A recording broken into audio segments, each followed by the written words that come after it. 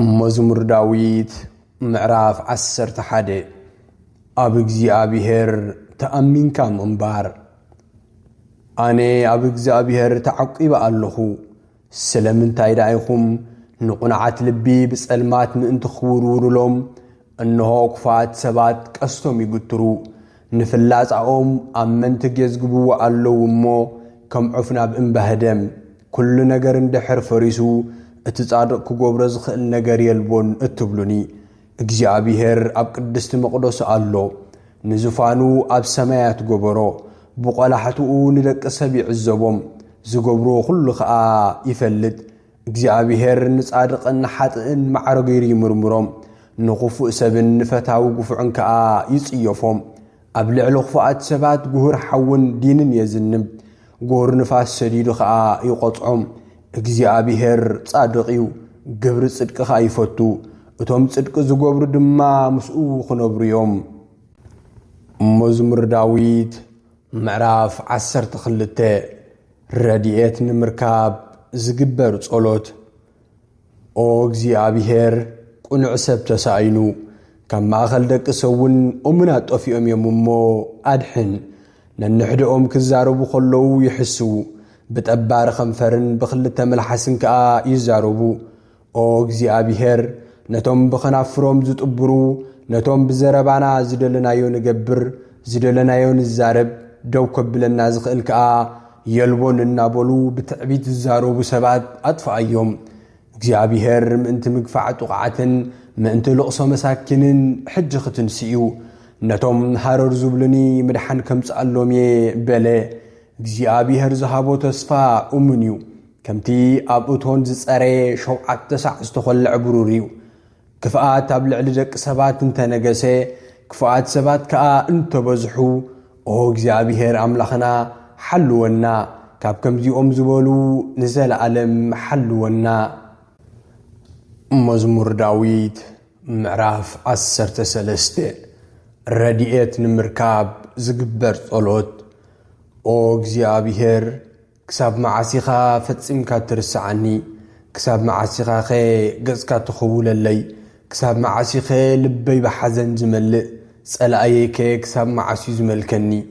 ኦ እግዚአብሔር ኣምላኸይ ጠምተንሞ መልሰለይ ሓድሽ ህይወት ሃበኒ ክመውት ኣይትሕደገኒ ጸላእየይ ስዒሮይ ኸይብል እንተተናወጽኩ ተጻረርተይ ከሕጎሱስ ኣይትሕደገኒ أنا جنا بمحرتك أؤمن الله كتدحنن سلزخون كادما أحجوسي أو እግዚአብሔር سناي غير كالي إخامو بمزمور كمسجنك مزمور داويد معراف 14 كفاءات سب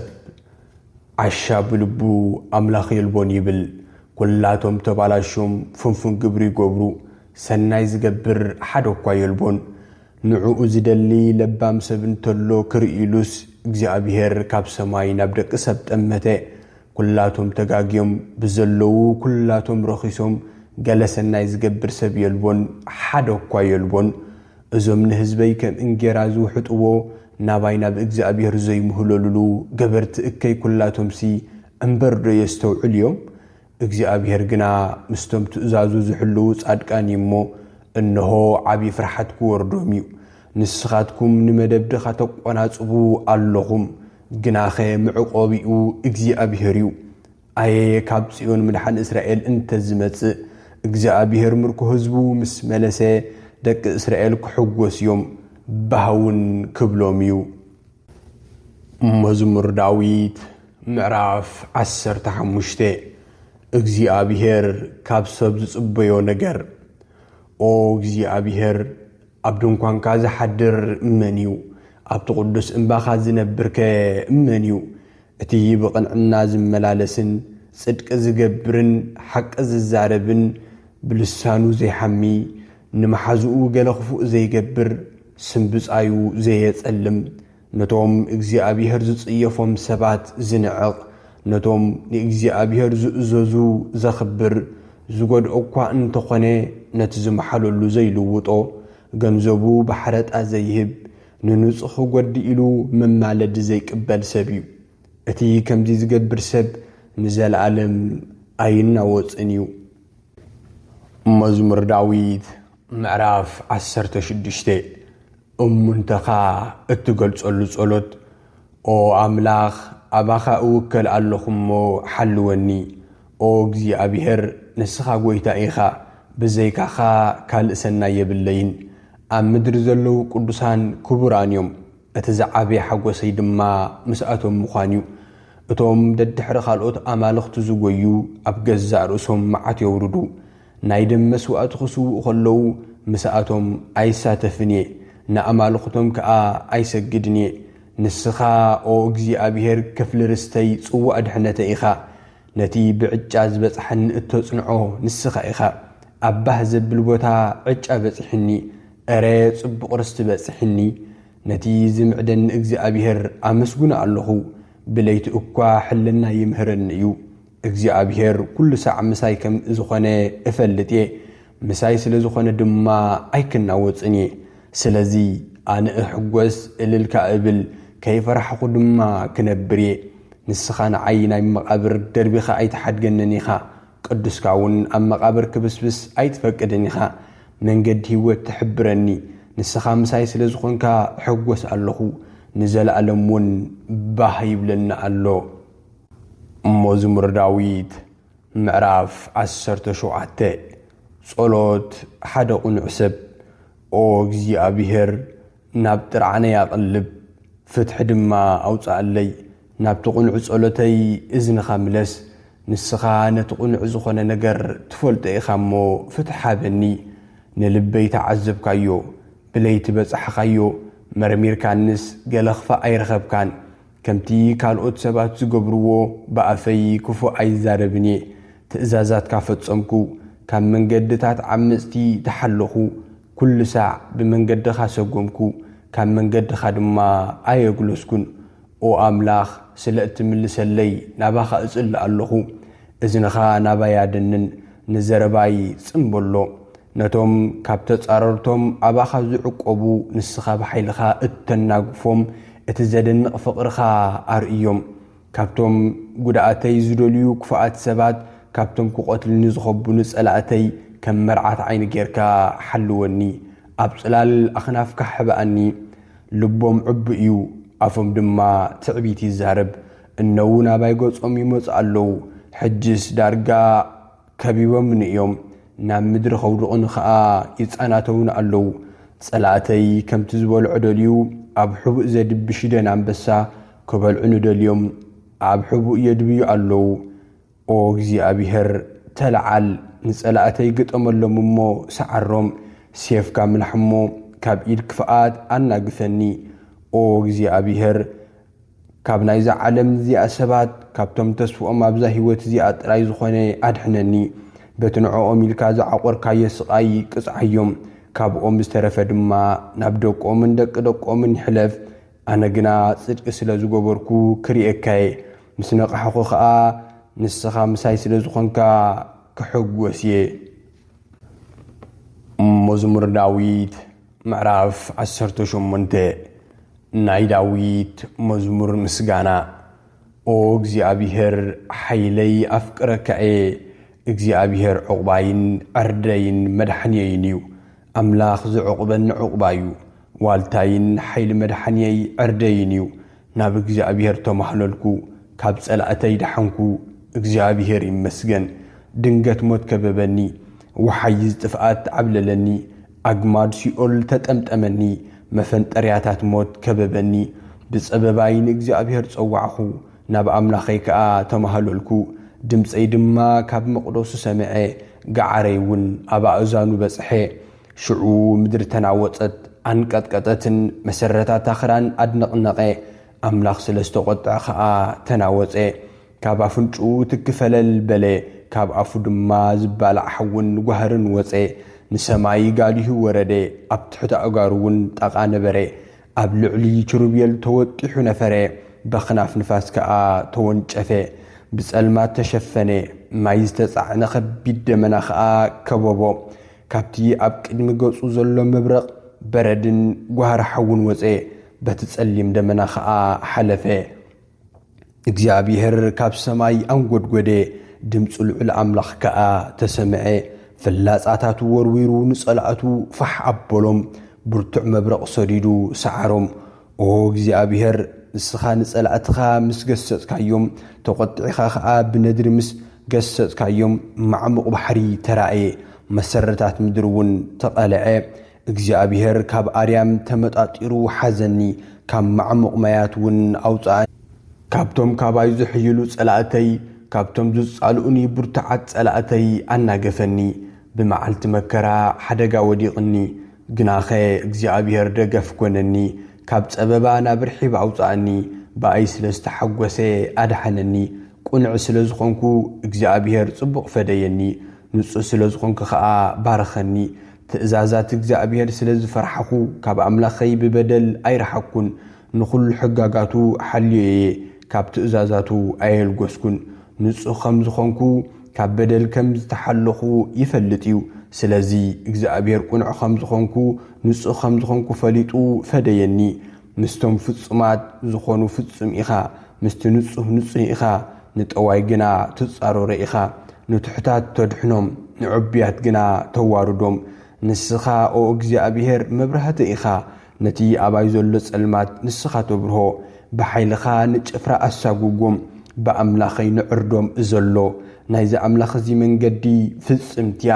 ቃል እግዚኣብሔር እሙን እዩ ንሱ ነቶም ኣብኡ ዝዕቆቡ ኩሎም ዋልትኦም እዩ ብጀካ እግዚኣብሔር ኣምላኽና የልቦን ብጀካ ኣምላኽና ከዓ ዕቑባ የልቦን እዚ ኣምላኽ እዚ ንዓይ ጽኑዕ ዕርዲ እዩ ንመንገደይ ከዓ የቕንዖ ንእጋረይ ከም ናይ ኢራብ ኣደልደለን ኣብ እምባታት ከዓ ኣደልዲሉ ኣቆመኒ ንእዳወይ ውግእ ንቐላጽመይ ከዓ ቀስተ ኣስራዚ ምግታር መሃረን ዋልታ ምድሓንካ ሃብካኒ የማነይቲ ኢድካ እውን ደገፈትኒ ሕያውነትካ ድማ ዓብይ ገበረኒ ኣእጋረይ ከይሰናኸላስ ንመንገደይ ተርሕባ ኢኻ ንጸላእተይ ኣርኪበ ደምሰስክዎም ክሳዕ ዝውድኡ ከዓ ኣይተመለስኩን ከም ዘይትንስኡ ገይረ ፈጺመ ደምሰስክዎም ተሳዒሮም ኣብ ትሕቲ እግረይ ወደቑ ምእንቲ ክዋጋእ ሓይሊ ኣዕጠካኒ ኣብ ልዕሊ ጸላእተይ ከዓ ዓወት ሃብካኒ ጸላእተይ ንድሕሪት ተመሊሶም ከም ዝሃድሙ ገበርካዮም ነቶም ዝጸልኡኒ ከዓ ኣጽነትክዎም ዘድሕኖም ደልዮም ኣእወዩ ዘድሕን ግና ኣይነበረን ናብ እግዚኣብሔር ከዓ ጠመቱ ንስ ግን ኣይመለሰሎምን ከምቲ ንፋስ ዝብቁፅ ሓመድ ክሳዕ ዝኾኑ ደቆስክዎም ከም ጭቃ መንገዲ ረጊፀ ሰገድክዎም ካብቶም ዝዋግኡን ህዝቢ ኣድሓንካኒ ንመንግስተይ ኣብ ልዕሊ ብዙሓት ሃገራት ኣጽናዕኸያ ዘይፈለጥክዎም ህዝቢ ተገዝኡኒ ደቂ ጓና እናሰጎዱ ናባይ ይመፁ ቀልጢፎም ምስ ሰምዑኒ ይእዘዙኒ እቶም ደቂ ጓና ብፍርሓት ልቦም ይመልቆም ካብቲ ዝዓረዱሉ እናኣንቀጥቀጡ ይወፁ እግዚኣብሔር ህያው እዩ መዕቆብየይ ዝኾነ ኣምላኽ ይመስገን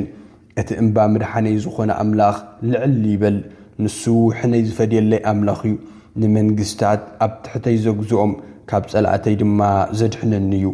ኦ እግዚኣብሔር ልዕሊ ጸላእተይ ክብ ኣበልካኒ ካብ ገፋዒ ሰብ ከዓ ኣድሓንካኒ